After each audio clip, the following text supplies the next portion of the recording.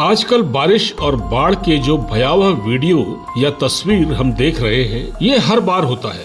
हर बार हल्ला मचता है, बारिश से जनहानि होती है, राष्ट्रीय संपत्ति का नुकसान होता है। लेकिन बारिश के मौसम के बाद ये सब शांत हो जाता है, जैसे कुछ हुआ ही न हो। पिछले कई दशकों से सरकारों की ओर से बाढ़ नियंत्रण को लेकर कई प्लान और दावे कागजों पर पेश किए गए, लेकिन जमीन पर लोगों को उसका ज्यादा फायदा नहीं मिला।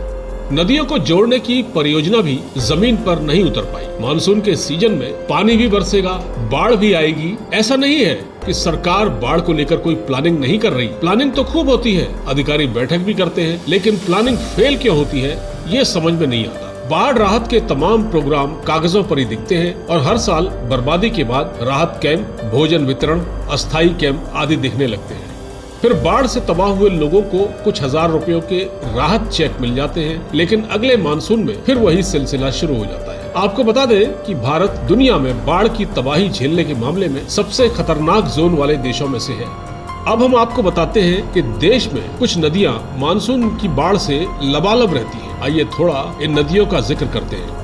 सबसे पहली नदी है कोसी। ये नदी बिहार में बहती है। इसे बिहार का अभिशाप कहा जाता है। साल 2008 में कोसी नदी में आई भयानक बाढ़ में 23 लाख लोग प्रभावित हुए थे। बिहार में इसके अलावा गंडक, बागमती और कमला बलान नदियां हैं। नेपाल से आने वाली ये नदियां बाढ़ आने पर बिहार को बहुत नुकसान पहुंचाती हैं। इसी प्रकार यूपी में गोमती नदी हर साल तबाही मचाती है। गोमती नदी का उद्गम पीलीभीत जिले की तहसील माधो टांडा के पास फुलहर झील से होता है।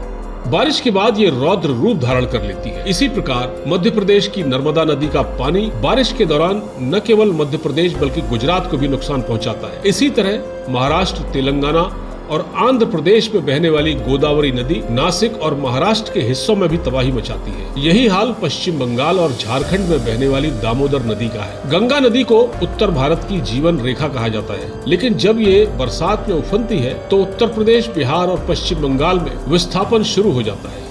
इसी प्रकार कर्नाटक में बहने वाली कावेरी भी जल प्रलय का कारण बन जाती है। दूसरी ओर पहाड़ी राज्य उत्तराखंड में अलकनंदा, भागीरथी और मंदाकिनी जैसी नदियां जब बारिश में उफनती हैं तो बड़ी आबादी संकट में पड़ जाती है। हैरानी की बात यह है कि भारत सरकार की नदी जोड़ो परियोजना कागजों पर ही धूल फांक रही है। अगर ये योजना लागू हो गई होती तो बाढ़ से होने वाले नुकसान को कम किया जा सकता था। आपको बता दें कि नदी जोड़ो परियोजना एक बड़े पैमाने पर प्रस्तावित सिविल इंजीनियरिंग परियोजना है, जिसका उद्देश्य भारतीय नदियों को जलाशयों और नहरों के माध्यम से आपस में जोड़ना है। इंडिया न्यूज की रिपोर्ट।